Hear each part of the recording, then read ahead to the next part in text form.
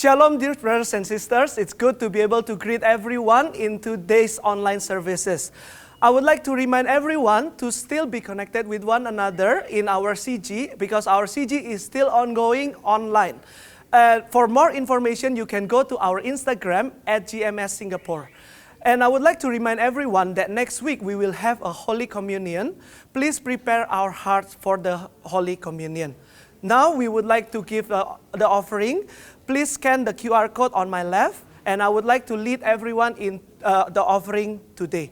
Dear Heavenly Father, we thank you for today. We thank you for the opportunity to give. We pray that you will use this offering in your name. Thank you, Lord Jesus. In Jesus' name we pray. Amen.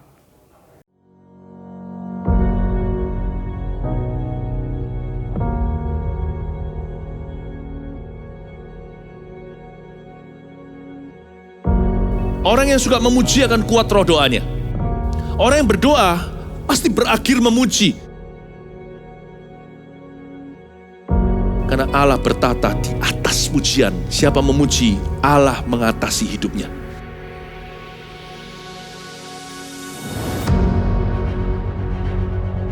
The Year of Praise, tahun pujian menjadi sebuah petualangan yang tiada dua. Menjadi sebuah pelajaran hidup yang langsung dari Kristus. Menjadi sebuah pengalaman yang indah. Waktu kita memuji Tuhan, seluruh kerajaan itu berdiri di sampingmu. Waktu kita memuji, seluruh kerajaan Allah dan kereta-keretanya yang tidak kelihatan berkuda dan berapi-api itu berada di kanan kiri.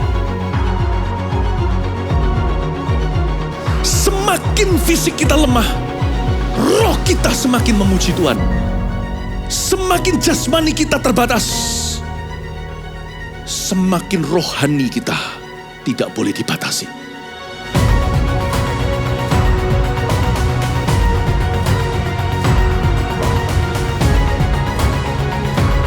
Welcome to the Year of Praise and Provision. Mari kita mengizinkan Tuhan merajut rancangan yang belum pernah kita bayangkan.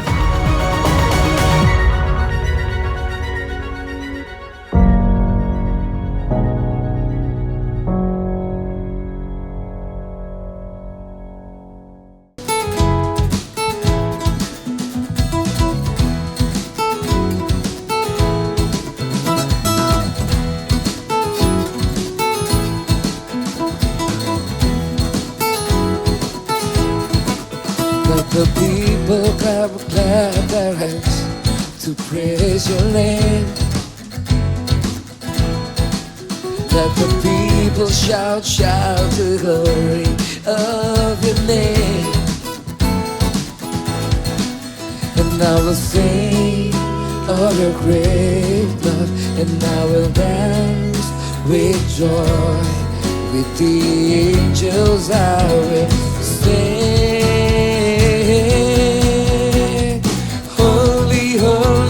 Are you Lord God? Holy, holy, are you Lord God? Holy, holy, are you Lord God? Na na na na na na na na na na na na na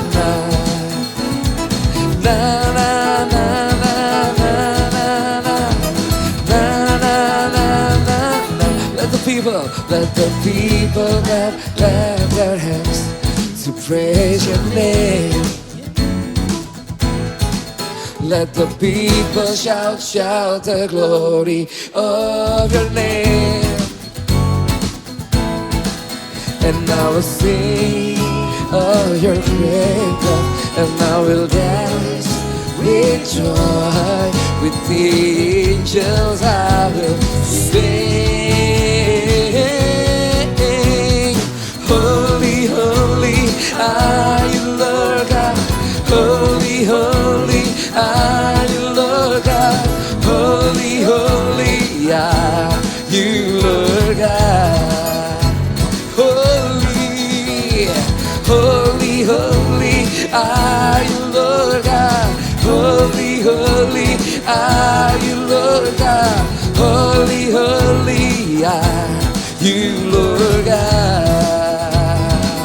And I will sing, and I will sing your praises with all my heart, with all my soul.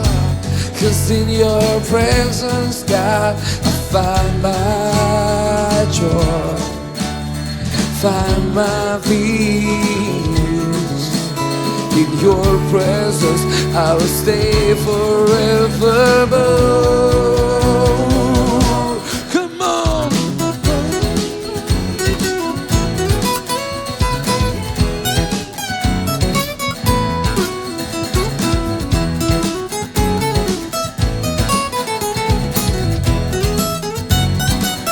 Holy, holy are you, Lord God.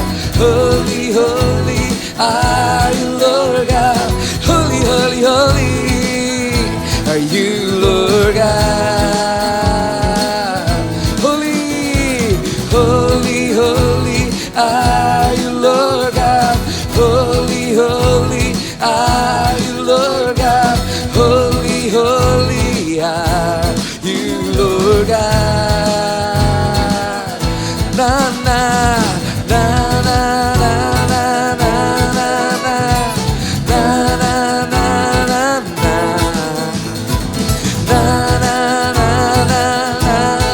na.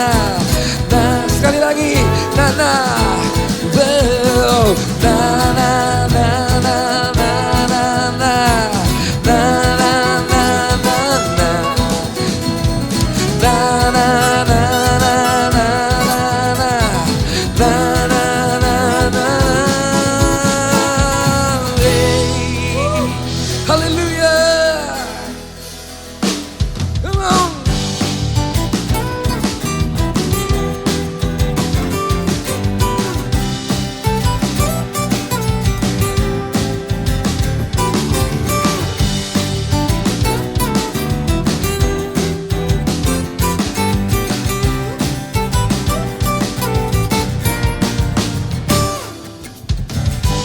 Kau Tuhan yang mulia, turun ke dunia untuk tebus segala dosa.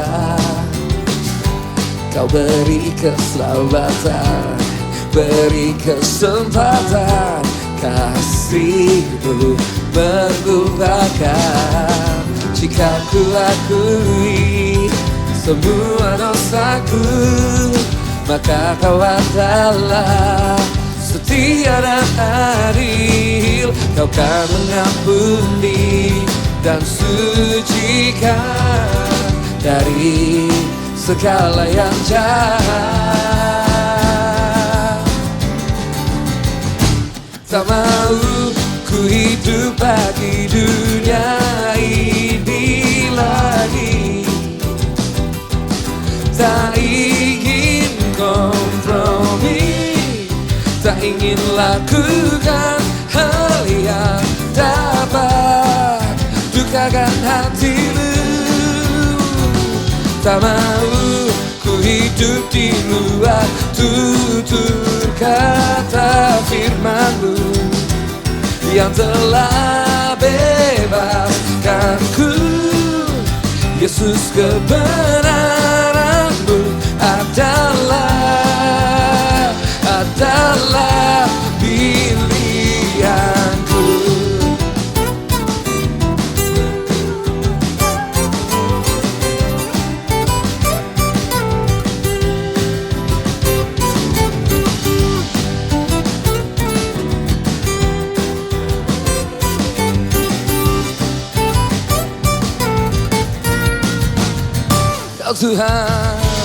Kau Tuhan yang mulia, turun ke dunia untuk tebus segala dosa. Kau beri keselamatan, beri kesempatan, kasih-Mu mengubahkan.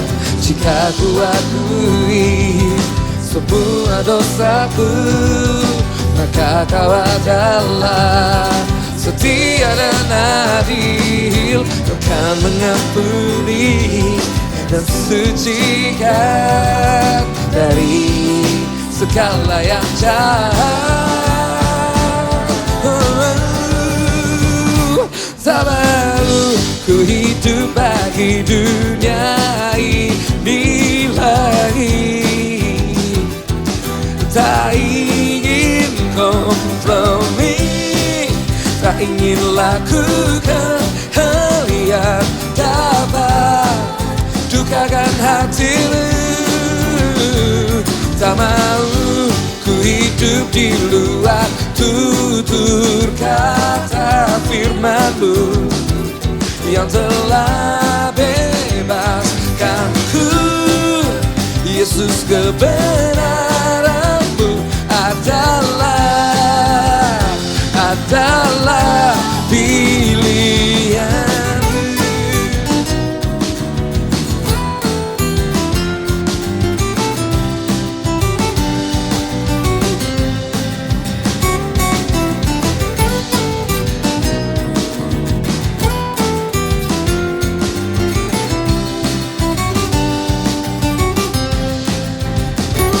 Tak mau ku hidup bagi dunia ini lagi.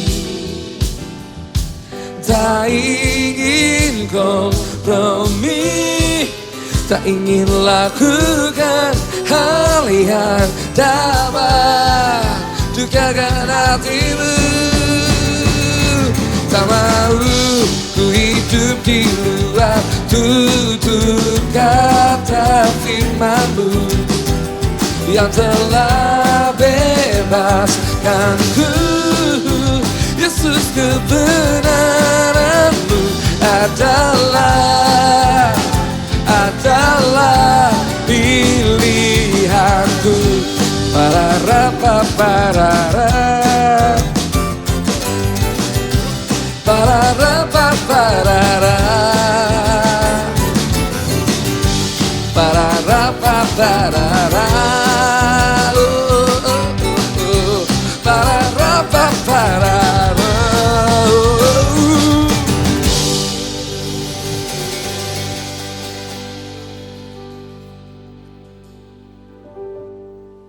Oh, kami masuk lebih dalam lagi dalam hadirat-Mu Tuhan. Kami rindu menyembah-Mu di tempat kudus-Mu, di tempat kediaman-Mu Tuhan.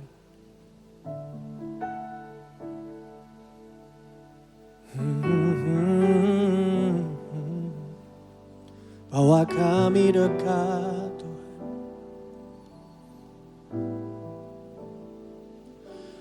There is no better moment than within His presence. Seek His face and listen to His voice. I want to walk away from the clamor of the world and dwell in His house all the days of my life.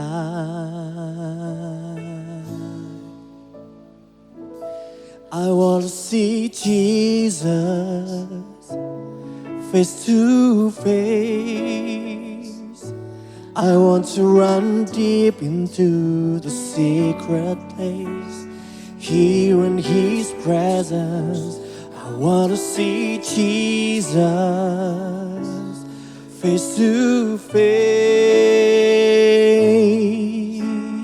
Worship in His holiness till less of me and more of Him. There is no better moment.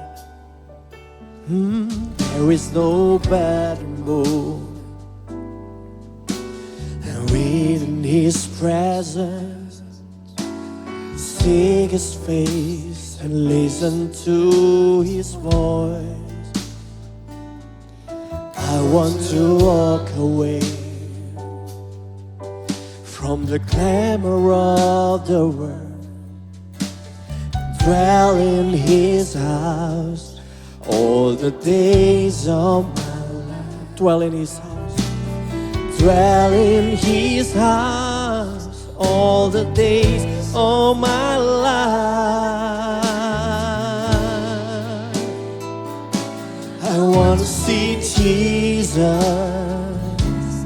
face to face. I want to run deep into the secret place, here in His presence. I want to see Jesus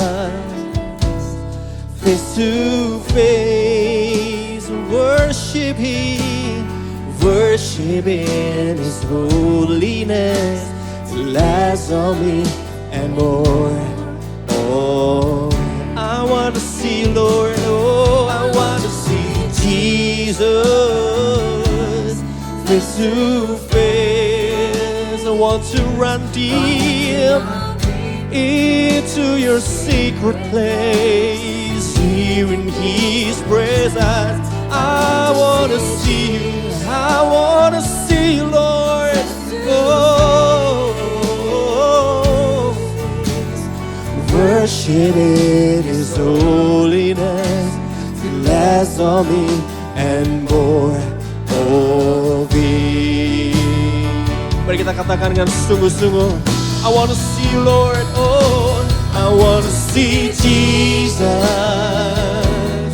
face to face. I want to run to you, Lord, into your secret place. Oh, I want to see you, Lord. I want to see you. Worship in His holiness. I want to see you, Lord. Oh, I want to see Jesus face to face. I want to run deep into your secret place, in your presence. Oh, face to face. Worship in His holiness. Feel less of me and more of you. Worship in your holiness. Worship in His holiness. Feel less of me and more of you.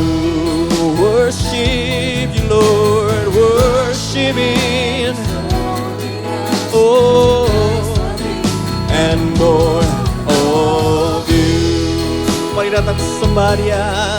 Oh, run deep into your presence, Lord. We want to run to you, Lord. See you, Jesus. Kami mau berlari ke hadirat-Mu, Tuhan, sampai kami bertemu Engkau muka dengan muka, Tuhan. We want to see you face to face, Lord.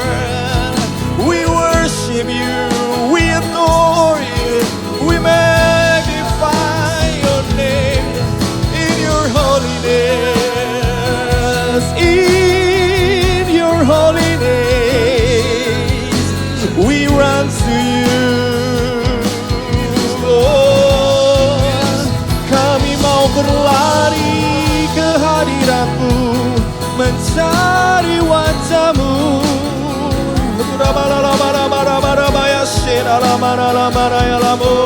Mari naikkan sembah-Mu.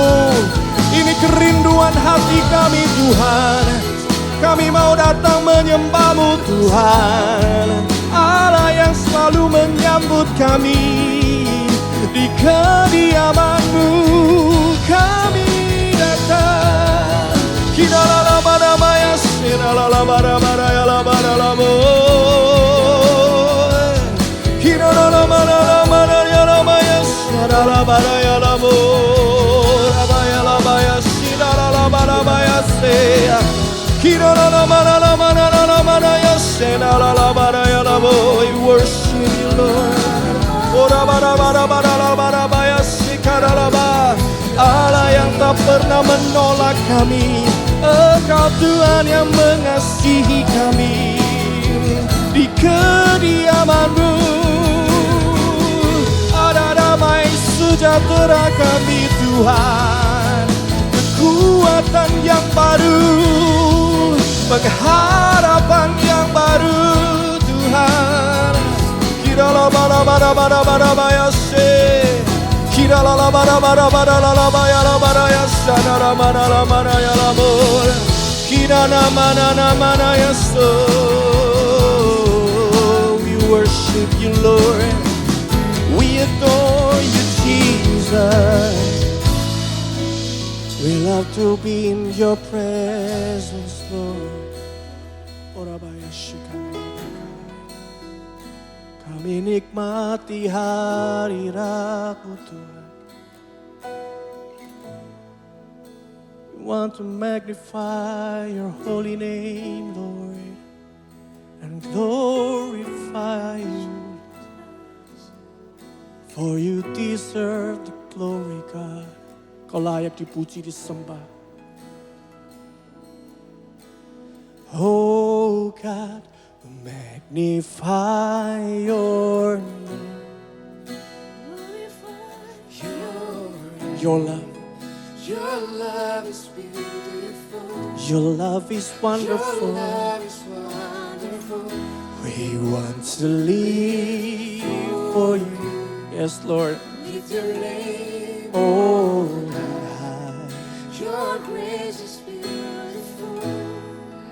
Your grace mari angkat kedua tangan.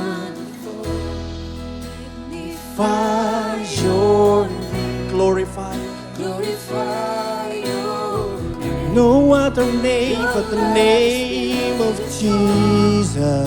Your love is wonderful. Love is wonderful. For you, We lift your name. oh God, Your grace is beautiful. Your grace is wonderful. Oh, oh, yes you are. Jesus, your love.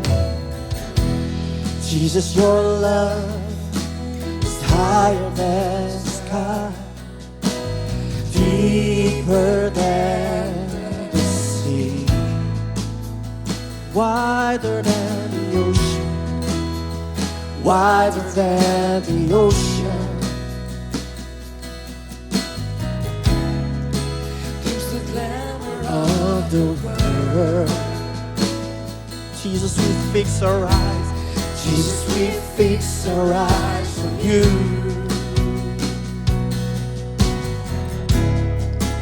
We yield our hearts to you. Oh, we want to forget about ourselves and worship you, Lord. Oh, and worship you in your holy place. Oh God, magnify your name, glorify your name. Your love is beautiful. Your love is wonderful. We want to live for you. Lift your name high.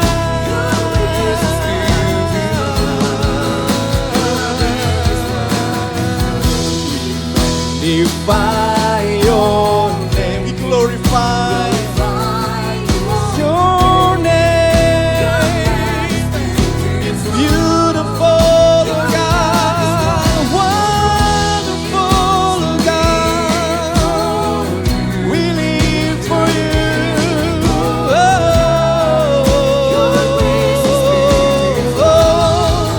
Your grace is wonderful.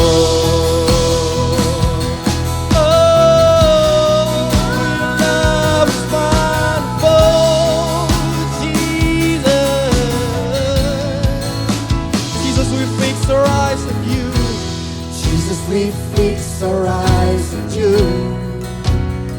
Kami serahkan segalanya, Tuhan. Oh, we yield our hearts to you. Kami berserah. We want to forget about ourselves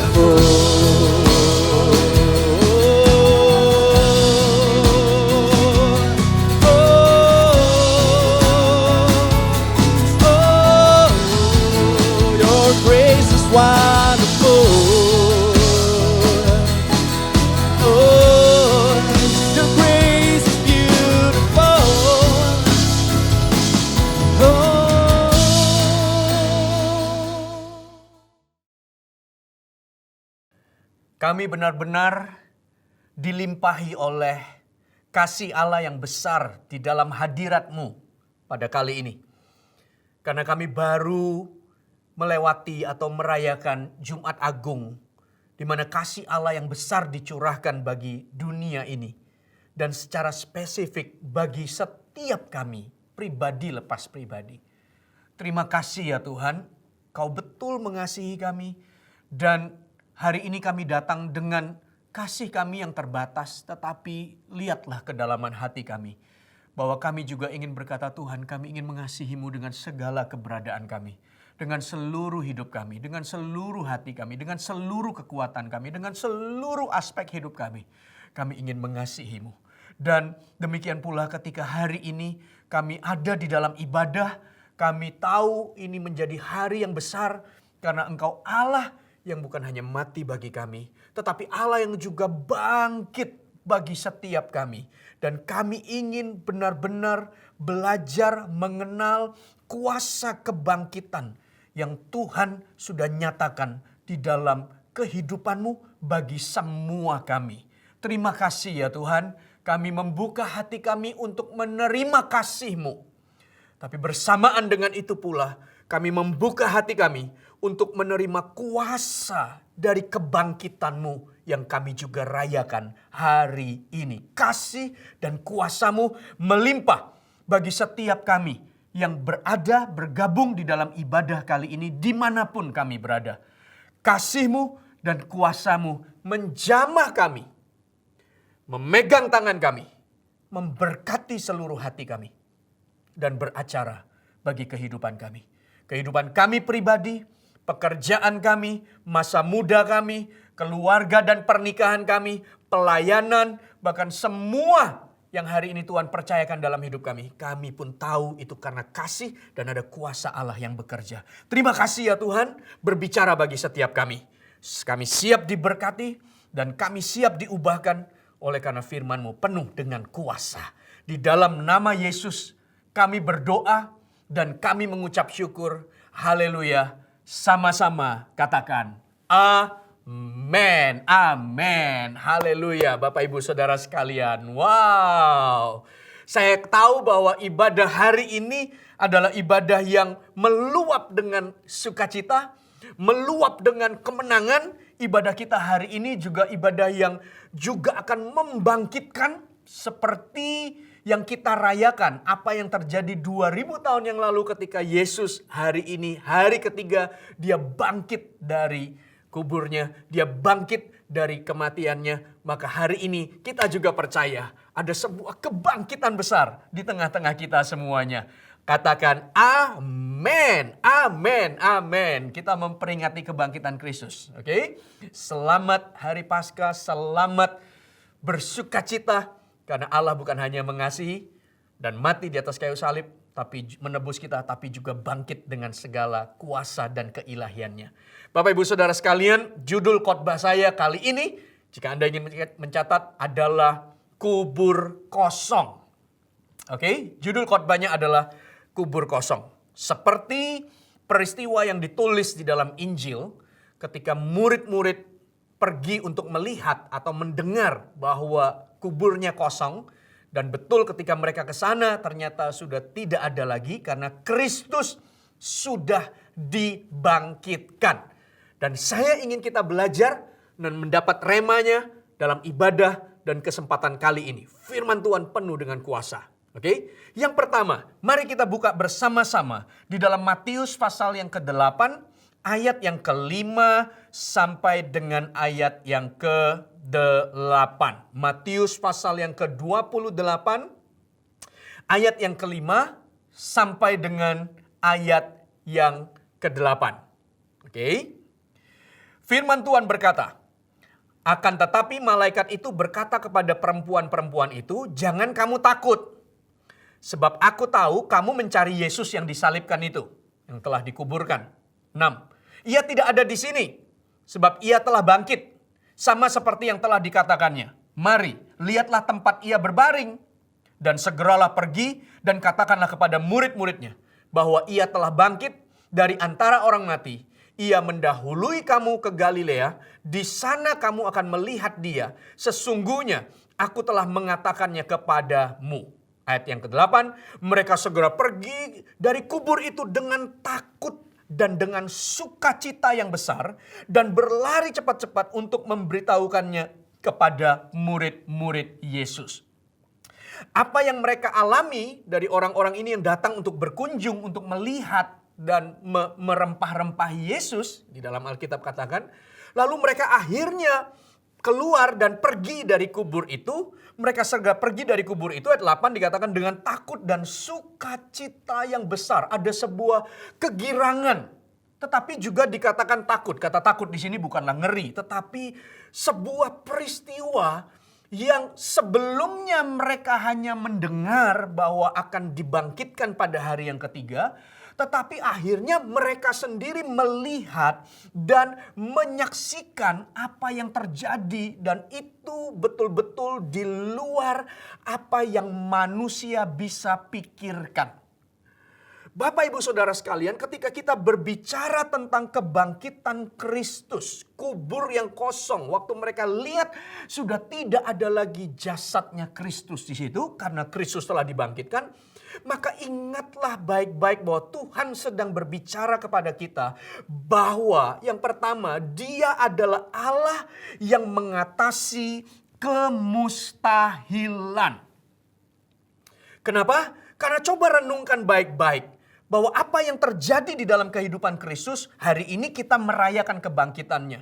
Tapi lihat bagaimana dari Yesus lahir, Yesus mati, dan kemudian Yesus dibangkitkan adalah sebuah perjalanan, dan perjalanan dalam tanda petik sebagai seorang manusia, tetapi penuh dengan hal-hal yang mustahil dalam kehidupannya. Sehingga bagi setiap kita yang percaya kepada Tuhan, kita pula menjadi orang-orang yang berani percaya untuk melihat bahkan hal-hal yang mustahil tidak mustahil ketika Allah bekerja dan melakukannya dalam hidup kita. Kenapa? Coba renungkan baik-baik ketika Yesus dilahirkan. Malaikat berjumpa dengan Maria dan malaikat berkata, "Kamu Maria yang dianugerahkan, yang dikaruniai oleh Allah." Lalu malaikat berkata, "Kamu akan mengandung bayi Yesus." Kemudian apa yang menjadi responnya Maria? Maria berkata begini, "Tapi bagaimana mungkin karena aku belum bersuami?" Kelahiran Kristus pun adalah sebuah keajaiban.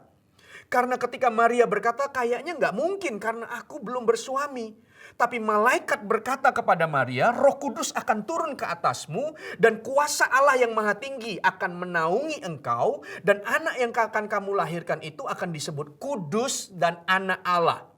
Karena ada kuasa Allah yang bekerja, sehingga apa yang mustahil bagi manusia, tetapi kalau Allah bekerja di dalamnya, maka tidak ada yang mustahil bagi Allah. Dan tidak ada yang mustahil bagi orang yang percaya. Lalu perjalanan waktu sampai tiba Yesus harus naik ke atas kayu salib. Hari Jumat Agung yang kita rayakan. Kenapa kok dia harus naik ke atas kayu salib? Bukan karena dia tidak mampu melawan, bukan. Bahkan segala kuasa ada di tangannya, kita tahu. Alam tunduk, semua perintah yang dia kerjakan, topan, badai, semuanya bisa reda, bahkan yang mati pun dibangkitkan. Tapi kenapa dia harus mati di atas kayu salib? Bukan karena dia berbuat dosa atau berbuat salah, tetapi hanya karena taat kepada Bapa, dan di dalam ketaatan itu ada rencana untuk kasih yang ditunjukkan kepada Anda dan saya. Karena begitu besar kasih Allah akan dunia ini sehingga Ia mengaruniakan anaknya yang tunggal, sehingga barang siapa percaya tidak binasa tapi beroleh hidup yang kekal. Di dalam ketaatannya dia naik sampai ke atas kayu salib karena begitu besar kasih Allah alasannya. Dan kasih itu tidak bisa diukur dengan otak kita karena panjang, lebar, tinggi dan dalamnya tidak terselami. Kasihnya begitu besar yang bisa menerima Anda dan saya dan mengubah bahkan orang jahat menjadi utusan Injil. Karena kasihnya begitu besar. Bukan karena dia berdosa atau salah. Tapi dia naik ke atas kayu salib karena sebuah keajaiban dalam kasih yang begitu besar yang tidak bisa diterima oleh otak kita, kecuali kasih karunia di dalam hati kita menerima dan percaya atas apa pengorbanan yang dia berikan. Itu Jumat Agung. Dan ketika hari ini, ketika kita bicara tentang kebangkitannya, Bapak Ibu Saudara sekalian, bukankah itu juga adalah sebuah kemustahilan? Makanya waktu orang-orang itu datang dan melihat kuburnya kosong, maka semua orang di situ takut. Kata takut itu takjub dan wow, apa yang terjadi? Ini bukanlah perlakuan manusia atau peristiwa manusia yang wajar. Ketika dia bicara soal kematiannya di hari yang ketiga dan kebangkitannya membuktikan bahwa dia Tuhan, membuktikan bahwa dia tidak bisa ditahan oleh kubur karena semua manusia sebenarnya pasti akan mati dan jasadnya tertinggal. Tetapi Allah kita bangkit, kuburnya kosong, menceritakan bahwa tidak ada yang mustahil bagi Allah. Dia bisa lahir, dia bisa ada di atas kayu salib dengan kasihnya yang besar, tapi dia juga bisa bangkit sehingga kuburnya kosong. Sehingga apa yang dikatakan di dalam Matius pasal yang ke-19 ayat yang ke-26, ketika Tuhan berbicara tentang seorang muda yang kaya dan bagaimana orang-orang diselamatkan. Kemudian muncullah pertanyaan, kalau gitu gimana orang-orang itu bisa diselamatkan? Lalu Yesus memandang mereka dan berkata, bagi manusia hal itu tidak mungkin. Tapi bagi Allah segala sesuatu mungkin. Bagi manusia banyak hal-hal atau peristiwa-peristiwa atau sesuatu yang mustahil. Nggak mungkin. Kalau menurut manusia tidak bisa. Tapi kalau bagi Allah maka segala sesuatu mungkin. Sehingga bagi manusia ketika ingin melihat sesuatu yang mustahil menjadi tidak mustahil. Atau sesuatu yang tidak mungkin akhirnya bisa jadi dalam keajaiban. Bukan karena manusia mengandalkan dirinya. Tapi dia bergantung kepada Allah. Sehingga kata Markus pasal 9 ayat yang ke-23. Ketika Tuhan menyembuhkan, orang bertanya, katamu jika engkau dapat melakukannya. Tuhan berkata, tidak ada yang mustahil bagi orang yang percaya. Banyak perkara mustahil bagi manusia. Tapi kalau manusia itu bergantung pada Allah, yang bagi Allah tidak ada yang mustahil, maka manusia itu pun akan menghadapi hal-hal yang mustahil menjadi tidak mustahil. Hal-hal yang tidak mungkin akan jadi kenyataan. Bapak Ibu Saudara sekalian, ketika kita bicara tentang kubur yang kosong, ketahuilah bahwa Allah ingin berkata dalam hidup kita bahwa Dia mengatasi kemustahilan. Apa yang mustahil bahkan bagi manusia bisa dikerjakan dan diwujudkan oleh Allah. Bahwa tidak ada yang mustahil bagi Allah kita. Wow, Allah kita luar biasa. Kubur kosong, Allah mengatasi kemustahilan. Berikan tepuk tangan yang meriah buat Tuhan kita. Allah yang bangkit 2000 tahun yang lalu kita rayakan hari ini. Come on, haleluya. Puji Tuhan. Itu poin yang pertama saya ingin sampaikan. Dari Matius pasal yang ke-28 ayat yang ke-5 sampai dengan ayat yang ke-8. Nah, Bapak Ibu Saudara sekalian, mari kita lihat dari cerita yang kedua. Sama tetapi dari perikop, dari Injil yang berbeda. Anda lihat di dalam Lukas pasal yang ke-24 ayat yang pertama sampai dengan ayat yang ke-7. Lukas pasal yang ke-24 ayat yang pertama sampai dengan ayat yang ke-7. Oke? Anda sudah temukan di dalam Alkitab Anda. Saya mau bicara tentang kubur kosong. Dia mengatasi kemustahilan. Kuburnya kosong. Dibangkitkan. Lukas 24 ayat yang pertama sampai dengan ayat yang ke-7.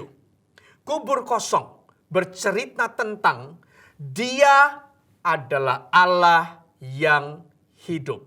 Ayat yang pertama. Tetapi pagi-pagi benar pada hari pertama minggu itu mereka pergi ke kubur membawa rempah-rempah yang telah disediakan mereka. Mereka mendapati batu sudah terguling dari kubur itu dan setelah masuk mereka tidak menemukan mayat Tuhan Yesus. Sementara mereka berdiri termangu-mangu karena hal itu, tiba-tiba ada 2 orang berdiri dekat mereka memakai pakaian yang berkilau-kilauan.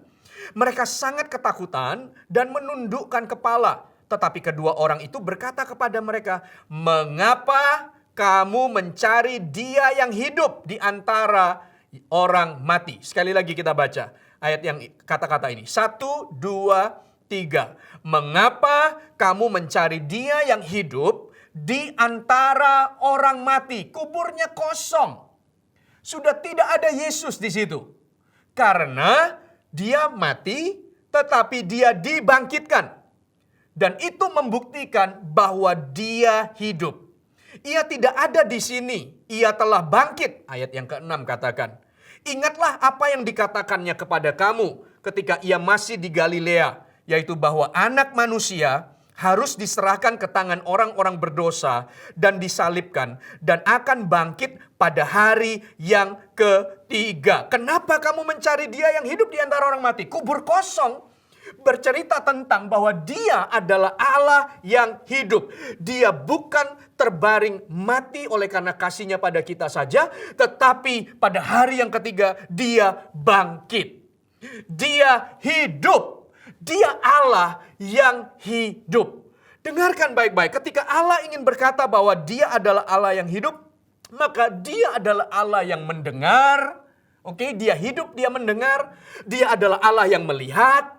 Dia tidak terlelap, Dia akan terus berjaga-jaga untuk hidupmu. Tangannya tidak kurang panjang untuk menolongmu dan telinganya tidak kurang tajam untuk mendengarkan setiap seruan doamu. Dia hidup, Dia mengerti pergumulanmu, Dia tahu tantangan hidupmu. Oke, Dia mendengar seruan minta tolongmu dan Dia bersuka cita pula oleh karena semua kemenangan-kemenangan yang engkau hadapi karena Dia Allah yang hidup. Dia melihat, Dia mendengar. Bahkan tangannya tidak kurang panjang untuk menggapai, untuk menggandengmu karena Dia Allah yang hidup, untuk menuntunmu. Dia tidak membiarkan engkau tergeletak karena tangannya, karena Dia hidup, tangannya akan mengangkatmu. Dia akan tetap berbicara kepadamu. Dia akan menyampaikan apa yang menjadi isi hatinya. Dia akan menyampaikan kehendaknya. Dia akan menyampaikan menuntunmu pada jalan-jalan yang benar. Dia tetap akan dia akan sampaikan kalau Dia merindukanmu. Dia akan sampaikan kepadamu kalau Dia mencintaimu. Dia hidup. Dia bisa berbicara kepadamu. Dia melihat, Dia mendengar, dan Dia juga, Alkitab katakan, yang akan menggendongmu sampai putih rambutmu, sampai uzur, sampai selesai hidupmu. Dia Allah yang akan tetap menggendongmu. Dia Allah yang setia, Dia Allah yang hidup. Dia bukan Allah yang mati, Dia bukan tergeletak lalu terbaring dan sampai selama-lamanya di liang kuburnya. Tapi waktu mereka datang dan mereka melihat, kosong karena Dia Allah yang hidup. Dia mengerti setiap kehidupan Anda pula.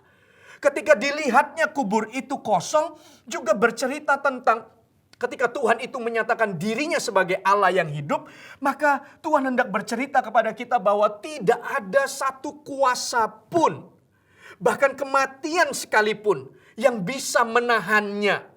Kita lebih dari pemenang, kita harus amenkan itu karena Allah kita betul Allah yang lebih dari pemenang. Katakan amin. Karena maut pun tidak berhasil menahannya. Semua manusia yang namanya tubuh secara fisik pasti akan mati. Karena itu adalah bagian dari kejatuhan manusia di dalam dosa. Apa yang Alkitab katakan. Dan iblis menuai orang-orang dan dalam dosa dan kebinasaan. Tetapi iblis tidak dapat menahan Kristus. Karena Yesus mati bukan karena dosa, Yesus mati oleh karena kasih-Nya pada kita. Tapi iblis juga tidak bisa menahan Kristus dalam kematiannya. Karena Kristus turun ke bumi yang paling bawah mengambil kunci. Dan sehingga Dia bangkit dan Dia berkata kepada semua orang yang percaya bahwa ada kuasa di dalam Kristus. Sehingga ketika kuburnya kosong, Dia Allah yang hidup. Tidak ada maut di manakah sengatmu, maut pun tidak bisa menghalanginya. Itu apa yang tertulis di dalam 1 Korintus pasal yang ke-15 ayat 53 sampai 58. Buka bersama dengan saya. 1 Korintus 15 ayat 53 sampai dengan ayat yang ke-58. Anda sudah temukan di dalam Alkitab Anda? Mari kita baca 1 Korintus pasal yang ke-15 ayat yang ke-53 sampai 58. Demikian firman Tuhan. Karena yang dapat binasa ini harus mengenakan yang tidak dapat binasa. Dan yang dapat mati ini harus mengenakan yang tidak dapat mati. Dan sesudah yang dapat binasa ini mengenakan yang tidak dapat binasa. Dan yang dapat mati ini mengenakan yang tidak dapat mati. Maka akan genaplah firman Tuhan yang tertulis. Dikatakan apa? Maut telah ditelan dalam kemenangan. Hai maut, di manakah kemenanganmu? Hai maut, di manakah sengatmu? Bahwa semua manusia daging pasti akan mati. Tetapi Kristus adalah yang pertama dibangkitkan. Sehingga menunjukkan bahwa tidak ada kuasa. Kalau dia kuburnya kosong dan dikatakan bahwa kenapa kamu cari dia yang hidup. Kubur kosong bercerita tentang Allah kita hidup. Allah kita tidak bisa ditahan oleh maut dan tidak bisa ditahan oleh kematian. Itu artinya Allah kita adalah Allah yang lebih dari pemenang. Bahkan maut sekalipun tidak bisa menahannya. Demikian pula setiap kita yang hidup dan percaya kepada Kristus. Kita pun orang-orang yang ditentukan lebih dari pemenang. Dia hidup, dia menang. Kita juga menjadi umat pemenang.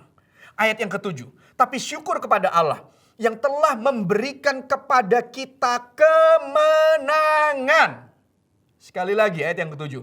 Tapi syukur kepada Allah yang telah memberikan kepada kita kemenangan oleh Yesus Kristus Tuhan kita. Ayat 8. Karena itu saudara-saudaraku yang kekasih, berdirilah teguh, jangan goyah dan giatlah selalu dalam pekerjaan Tuhan. Sebab kamu tahu bahwa dalam persekutuanmu dengan Tuhan, jerih payamu tidak sia-sia. Kuburnya kosong, dia hidup. Kenapa kamu cari dia di antara orang mati? Kalau dia hidup, dia penuh dengan kemenangan. Dan Alkitab berkata, syukur kepada Tuhan yang juga memberikan kepada kita kemenangan di dalam Yesus Kristus. Ketika dia hidup, dia bukan Allah yang mati. Kuburnya kosong. Maka itu juga menjadi sebuah berkat besar bagi kita. Karena kita akan mengikuti siapa yang kita sembah.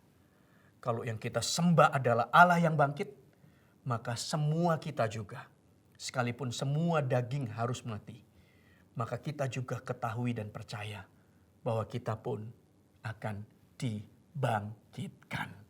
Haleluya. Wah, Tuhan luar biasa.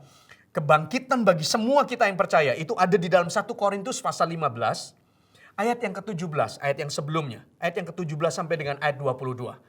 Anda lihat ya, kita baca sekalian ya. Renungkan firman ini.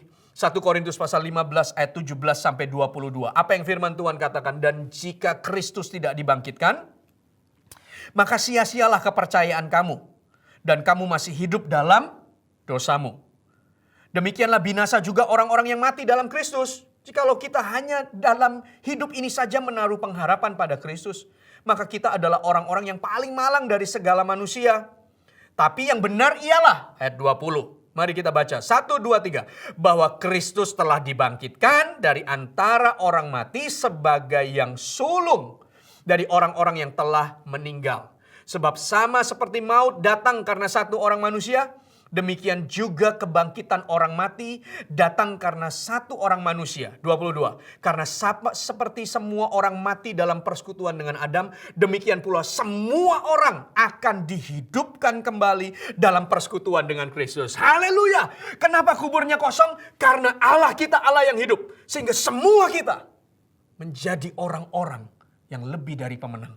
Karena kita semuanya juga akan dibangkitkan seperti Kristus. Karena dia Allah yang hidup. Dia bersama dengan kita. Dia mengerti, dia peduli. Tangannya selalu tidak kurang panjang untuk menolong. Telinganya tidak kurang panjang untuk tajam untuk mendengar.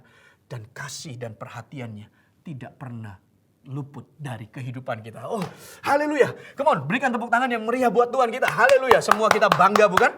Punya Allah yang bangkit. Kuburnya kosong, dia hidup. Dia tidak ada di antara orang yang mati. Dan bagian yang ketiga, sebuah rema yang Tuhan juga taruh di hati saya. Dengarkan baik-baik. Ketika kita bicara tentang kubur kosong, Bapak Ibu Saudara sekalian, maka perhatikanlah. Ini juga bicara tentang sebuah kesempatan baru tiba di dalam hidup ini. Oke? Kesempatan baru tiba. Atau kalau kita mau bilang kebangkitan. Bukan hanya nanti pada waktu kita mati dibangkitkan. Tetapi juga hari ini.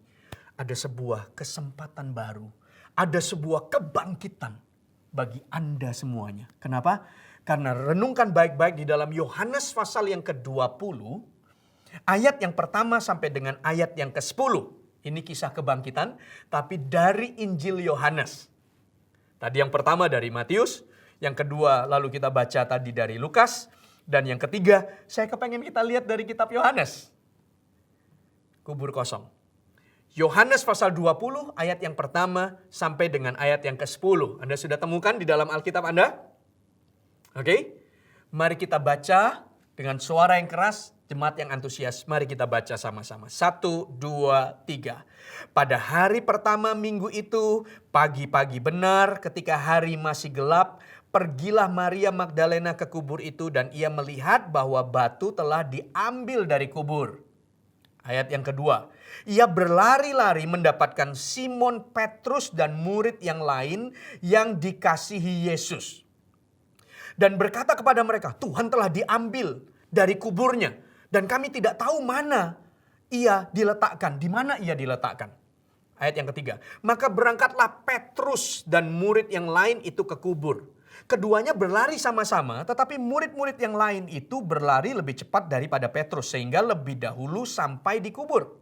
Ayat 5. Ia menjenguk ke dalam dan melihat kain kafan terletak di tanah akan tetapi tidak masuk ke dalam.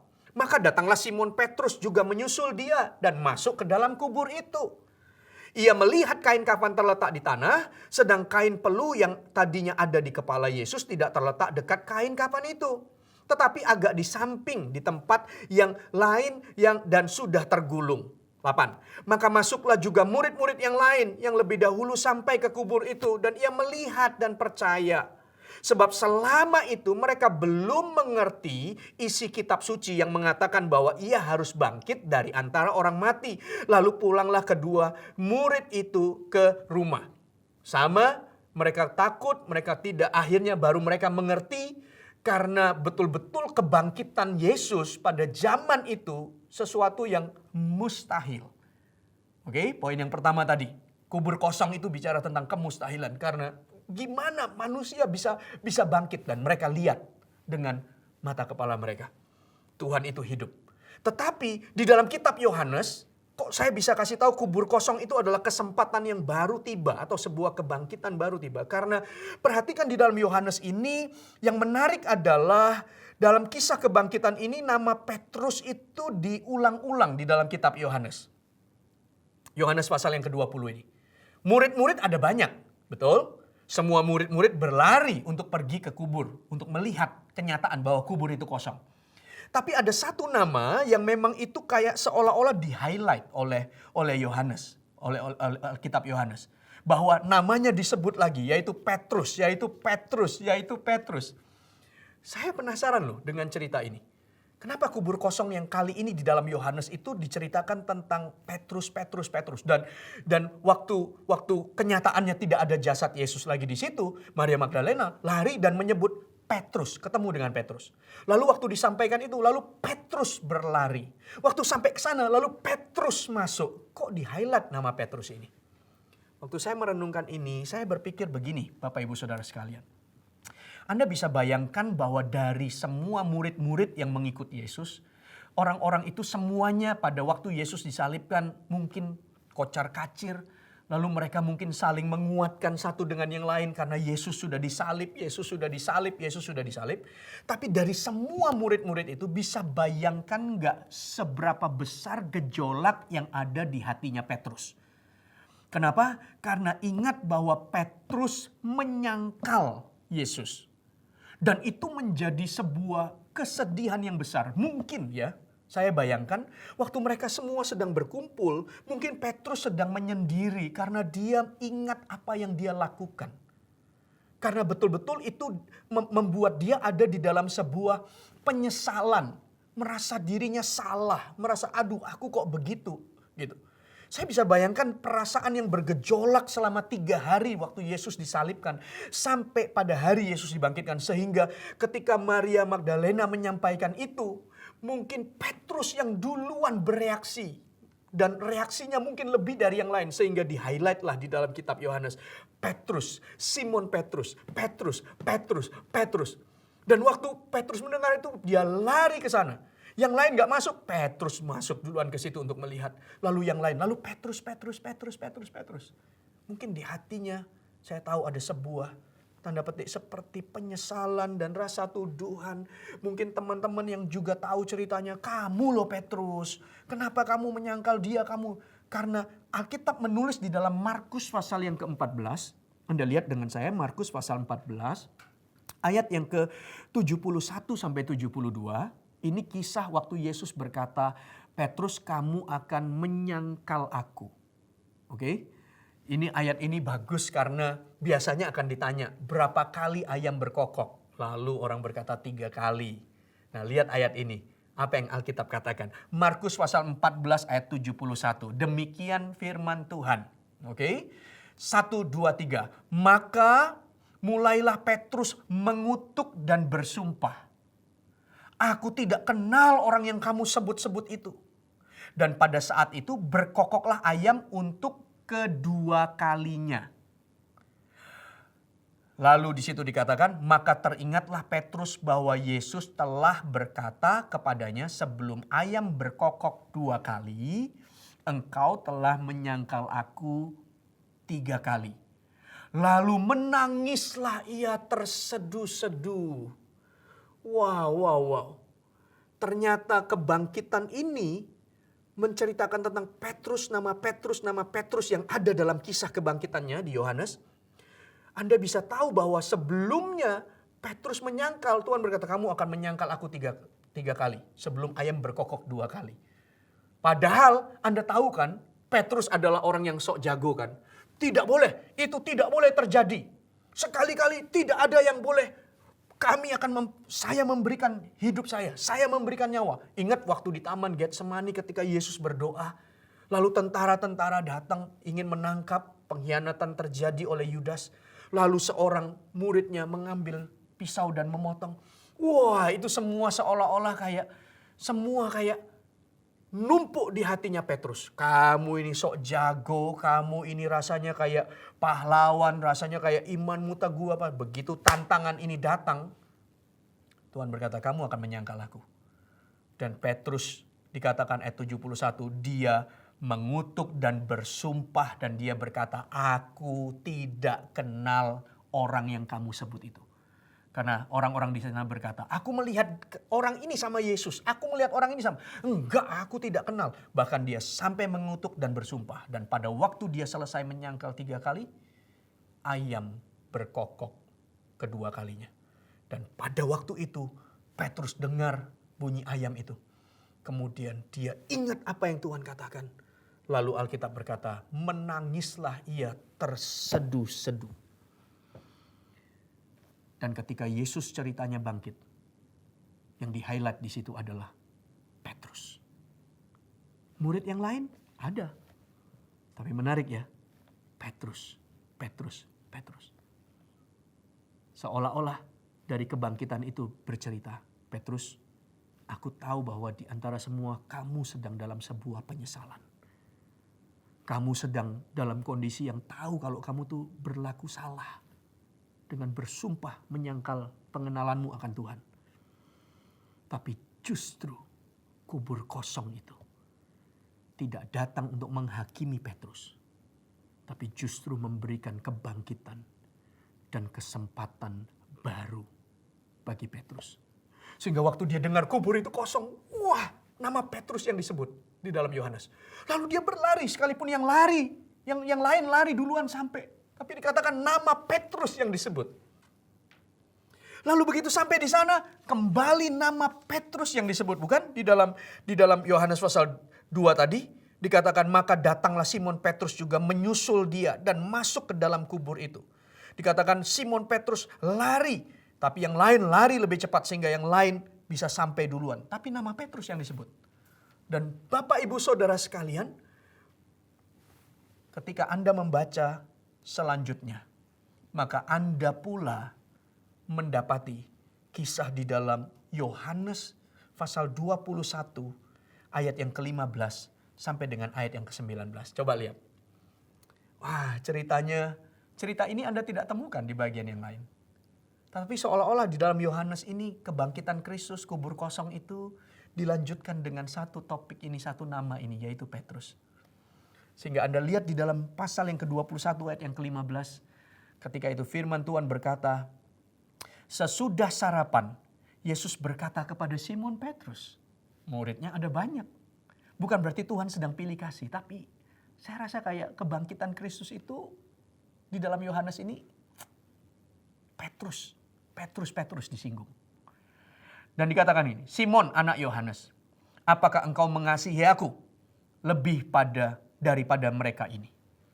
Jawab Petrus kepadanya, benar Tuhan, engkau tahu bahwa aku mengasihi engkau. Kata Yesus kepadanya, gembalakanlah dombaku. Aduh, bagus banget ya. Karena Tuhan gak berkata begini, hai Petrus, Simon, apakah engkau mengasihi aku? Ya Tuhan, aku mengasihimu. Yang betul, kamu ingat gak kemarin? Sebenarnya tuh ya, aku tuh datang nih untuk tegur kamu lah. Karena aku kan sudah bilang sama kamu, kamu ini memang dari awal kelihatannya, teguh, sok jago, bela ini. Tapi kan akhirnya kamu menyangkal aku. Tuhan gak datang untuk menghakiminya. Tuhan gak datang untuk menuduhnya. Tuhan tidak datang untuk, Tuhan tahu bahwa justru dia ini sedang dalam kondisi di mana menangis terseduh-seduh 3 hari berpikir tentang mungkin kelakuannya, tentang penyangkalannya, tentang keterpurukannya, tentang kegagalan mengiringi Yesus, tentang tanda petik sebuah kesalahan yang rasanya kayak memalukan, sok jago tapi ternyata di dalamnya begitu banyak. Tapi justru Tuhan datang ketemu dengan dia dan Tuhan berkata, apakah engkau mengasihiku? Iya Tuhan, aku mengasihimu. Lalu Tuhan tidak mengoreksinya. Tuhan berkata, gembalakanlah domba-dombaku. Tuhan berikan sebuah kepercayaan. Tuhan mau kamu bangkit. Tuhan mau kamu menang. Tuhan mau kamu naik kembali. Lalu ayat yang selanjutnya, kata Yesus kepadanya, gembalakanlah domba-dombaku. Ayat 16 kita lanjutkan. Kata Yesus pula kepadanya untuk kedua kalinya, Simon anak Yohanes, apakah engkau mengasihi aku? Jawab Petrus kepadanya, benar Tuhan, engkau tahu bahwa aku mengasihi engkau. Kata Yesus kepadanya, kembali lagi, gembalakanlah domba-dombaku. Baik ya, Anda lihat ya. Tuhan tidak kembali lagi untuk menuding, Tuhan tanya kedua kali. Dan yang ketiga kali kata Yesus kepadanya untuk ketiga kalinya, Simon anak Yohanes, apakah engkau mengasihi aku? Maka sedih hati Petrus karena Yesus berkata untuk ketiga kalinya, apakah engkau mengasihi aku? Sedih hatinya karena Tuhan, engkau tahulah. Dan ia berkata kepadanya, Tuhan engkau tahu segala sesuatu, engkau tahu bahwa aku mengasihi engkau. Dan itu keluar dari hati yang sedih karena dia juga ingat tentang semua yang dia kerjakan. Bahwa dia tidak sekuat yang dia kira. Dia tidak sejago yang dia kira. Dia tidak seheroik yang dia pikirkan. Dengan sibuk membela Yesus, mempertahankan Yesus, seolah-olah melindungi Yesus. Tapi sebenarnya dia juga ingat bahwa waktu itu dia menyangkal. Dan ketika Tuhan bertanya ketiga kali, Tuhan mengajak dia berpikir tentang jawabannya. Dan dia berkata dengan sedih hati, dia berkata, Tuhan, engkau tahu bahwa aku mengasihi engkau. Kata Yesus kepadanya, gembalakanlah domba-dombaku. Tidak berubah ya, tidak berubah. Aku mau kamu bangkit. Aku mau kamu menang. Aku mau kamu terus berjalan.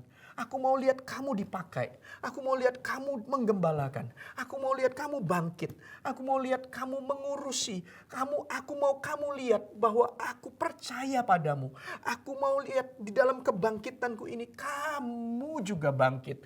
Kamu juga menang. Kamu juga naik lagi. Kamu juga semangat lagi. Kamu juga berapi-api. Kamu juga dibangkitkan. Aku berkata kepadamu, sesungguhnya ketika engkau masih muda, engkau mengikat pinggangmu sendiri dan engkau berjalan kemana saja kau kehendaki. Tapi jika engkau sudah menjadi tua, engkau akan mengulurkan tanganmu dan orang lain akan mengikat engkau dan membawa engkau ke tempat yang tidak kau kehendaki. Dan hal itu dikatakannya untuk menyatakan bagaimana Petrus akan mati dan memuliakan Allah. Bukan Allah sedang mendidik dia, tetapi justru kehendak Allah dinyatakan kembali. Bahwa kamu akan jadi begini. Karena di dalam pemakaian Tuhan, kamu hidupmu dan matimu akan memuliakan Allah. Dan selanjutnya dikatakan, sesudah mengatakan demikian, ia berkata kepada Petrus, ikutlah aku. Ikutlah aku. Petrus di dalam kegagalannya atau di dalam kesedihan hatinya, dia di-highlight, dia difokuskan dalam kisah kebangkitan Yesus di dalam Yohanes ini. Tuhan ingin mengatakan, ingatlah, sekalipun di dalam keterpurukanmu, masih ada kuasa untuk membangkitkanmu. Masih ada kuasa yang membangkitkan Kristus. Ada Roh Kudus yang bekerja. Ada kuasa kebangkitan Kristus di dalam kehidupan Petrus. Dan itu juga akan berlaku bagimu hari ini. Kubur itu kosong. Ada kesempatan. Ada anugerah. Ada kebangkitan. Dia ingin mengatakan kepadamu yang akan mengangkatmu kembali. Ada kuasa yang akan mengangkatmu kembali. Ada kebangkitan kembali, berkobar-kobar kembali, menyala-nyala kembali hatimu. Tidak ada yang bisa menahanmu di bawah kalau sudah waktunya Tuhan mengangkatmu dan membangkitkanmu pada hari ini. Sumbu yang pudar tidak akan dipadamkan, bulu yang terkulai juga tidak akan dipatahkan. Dia tidak akan membiarkan engkau jatuh tergeletak karena tangannya menopangmu, dan bukan hanya menopangmu tapi dia akan membangkitkanmu, mengangkatmu. Tuhan bangkit. Dan dia ingin membangkitkanmu. Bukan hanya nanti. Tapi hari ini. Kuburnya kosong. Ada kebangkitan orang mati. Tapi ada Petrus yang juga ditebus dan dibangkitkan hari itu. Di dalam tanda petik keterpurukannya. Mungkin merasa bersalah, tertuduh, atau mengingat kegagalannya. Tapi Tuhan bangkitkan. Kubur kosong. Poin yang ketiga, ada kebangkitan, ada harapan yang baru menghampirimu. Kubur kosong itu membuktikan dia hidup, dia menang, dia bangkit. Demikian pula hidupmu, bangkitlah, bangkitlah, bangkitlah. Karena kuasa kebangkitannya bekerja bagi hidupmu. Mari tutup Alkitab Anda dan bangkit berdiri bersama-sama. Mari kita renungkan firman ini dan nikmatilah kehadirannya. Uramahatakashikide karararaba. Uramahatakashikide girarariyararabata hashikutokurumahanianana marama. Uramatakashanana maramatakararabarakayararabarabara. Urabakashire kananana mayarasyananana. Uramatakanana mana. Uramatasyunama. Glory. Haleluya, haleluya.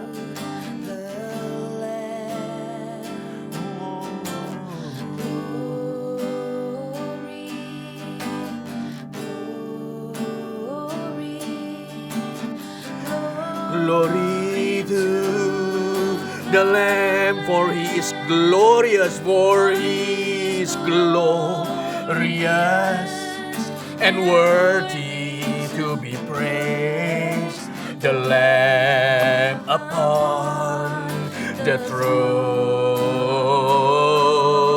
and unto Him we lift our voice in praise.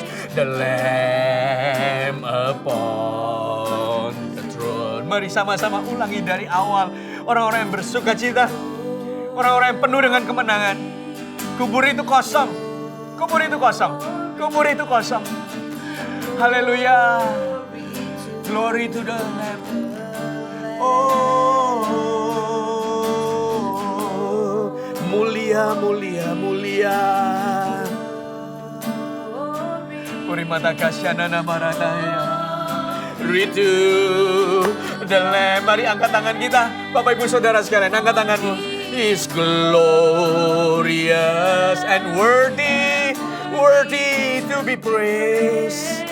The Lamb upon the throne, and unto Him we lift our voice in praise. The Lamb upon the throne, for He is glorious, and worthy praise the Lamb upon the throne. And unto Him we lift our voice in praise the Lamb upon. Sekali lagi katakan, for His glorious. Oh haleluya, haleluya. Engkau bangkit ya Tuhan, Engkau bangkit ya Tuhan, Engkau bangkit ya Tuhan. Kuburmu kosong, kuburmu kosong. Ore bahasia our praise it praise the Lamb upon the throne. Mari kita sembah Dia. Marasaturi mahanagari amalanagara rararararara himakaria rabayo rabaratia rabaraka shere kararararararia rararia harabarararia ore managana naria ramalanagaya nanagashorororarara hite karabagaya rabagaya roboshoira garere baradaria rararia rara. Allah kami bangkit, Allah kami bangkit, Allah kami bangkit. Kuburnya kosong, kuburnya kosong, kuburnya kosong. Narakasya korabadagara nagaya nananana himagaya shararararararara maya shararararararara urikadagara rabaya rarabaka shekere gararabara shekere garorararia rarabadakia rarabadagayu rabara. Ora managana mana mana mana siana nana mana ora mana mana mataka shekada gararararara. Oh haleluya, haleluya. Bukankah kita menjadi pribadi, menjadi anak-anak Tuhan yang bangga? Jumat yang lalu kita merayakan Jumat Agung. Begitu besar kasih Allah akan hidup kita. Sehingga kita yang begitu kotor tetap dikasihi, diterima dan ditebus dalam kasih-Nya. Tapi hari ini kubur itu kosong. Kubur itu kosong. Dia berkata pada hari yang ketiga dia akan bangkit. Dan betul kubur itu kosong. Dan itu menceritakan bahwa Allah kita, Allah yang mengatasi segala kemustahilan. Tidak ada yang mustahil bagi Allah. Bagi manusia banyak keterbatasan. Bagi manusia banyak perkara yang mustahil. Tapi bagi manusia yang percaya kepada Allah yang tidak mustahil, maka tidak ada yang mustahil bagi orang yang percaya. Bagi Anda, bagi kita. Kubur itu kosong. Kubur itu kosong. Percayalah akan hal-hal dan janjinya yang besar. Bahkan ketika dia menuntunmu menghadapi kemustahilan, percayalah bahwa Dia Allah yang menjadikan semua yang mustahil itu menjadi tidak mustahil. Dia juga akan mengerjakan dalam hidupmu. Bagi orang percaya, tidak ada yang mustahil. Haleluya. Ratahasyata karamata syekit karararabara. Rananahanaga sonanana maramaranagayara. Yang kedua, kenapa engkau mencari Dia yang hidup di antara orang mati? Kubur kosong itu membuktikan Dia hidup. Dia mendengar, Dia peduli, Dia melihat, tangannya panjang, tangannya tidak kurang panjang untuk menolongmu, telinganya tidak kurang tajam untuk mendengar. Dia menggendongmu, Dia mengerti, Dia berkata-kata, Dia berfirman, Dia menuntunmu. Dia hidup. Dan karena Dia hidup, maka Dia juga penuh dengan kemenangan. Dan kemenangan itu diberikan bagi kita. Sehingga kita menjadi orang-orang yang lebih dari pemenang. Tidak boleh kita berkata bahwa kita kalah dan ini tidak bisa kita hadapi. Tidak bisa. Karena bersama dengan Tuhan, sekalipun pertempurannya hebat, tapi tahulah bahwa kita lebih dari pemenang. Bahkan Allah berperang bagi kita. Dan kemenangan itu bagi kita. Dan semua kita pun dibangkitkan. Dan ingat yang ketiga, ketika kubur kosong adalah sebuah kebangkitan, sebuah harapan baru tiba, kesempatan baru tiba. Seperti apa yang Petrus hadapi. Highlight ke Petrus di dalam Yohanes. Petrus. Tuhan ingin katakan, sekalipun mungkin dalam kondisi sulit Anda terpuruk, Anda sempat gagal, Anda mungkin sempat down, Anda mungkin sempat merasa gagal. Kok salah, kok jatuh, kok gagal ini. Aduh aku tahu aku mau bangun ini tapi hari ini belum berhasil. Dengarkan, kesempatan itu ada di dalam Dia.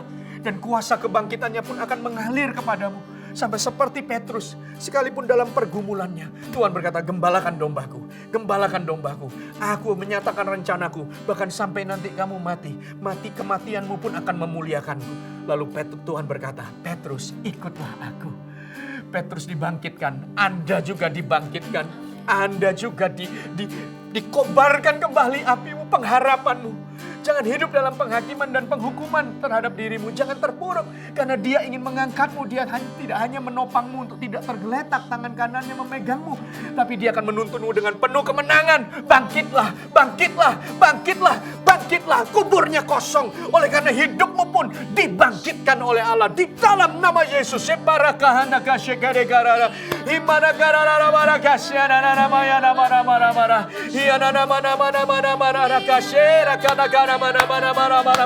Kebangkitannya untukmu. Kuasa kebangkitannya bekerja dalammu. Bekerja dalammu. Bekerja dalammu.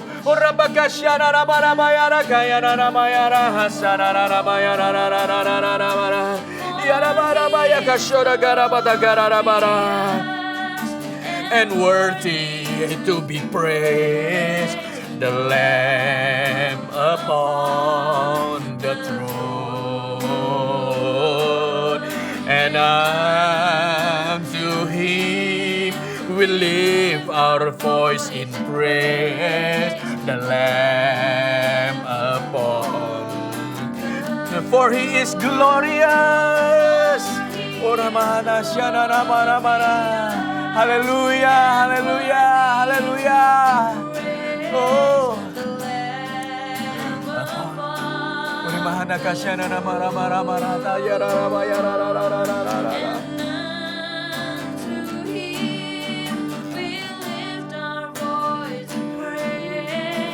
The Lamb upon the cross. Haleluya. Boleh berikan tepuk tangan yang meriah buat Allah kita, buat firman-Nya, buat kebangkitannya yang kita rayakan hari ini. Haleluya. Terima kasih ya Tuhan, terima kasih ya Tuhan. Sumbu-sumbu yang pudar tidak akan dipadamkan. Bulu yang terkulai tidak akan dipatahkan. Semangat yang pudar dibangkitkan kembali. Karena ada kuasa kebangkitan Kristus yang bekerja. Kuburnya kosong. Kebangkitan kau alami. Dan kesempatan baru tiba dalam hidupmu.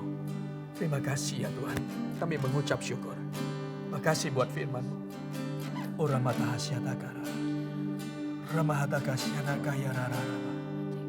Saya tahu hadirat Allah ada di dalam ruanganmu. Hadirat Allah melingkupimu.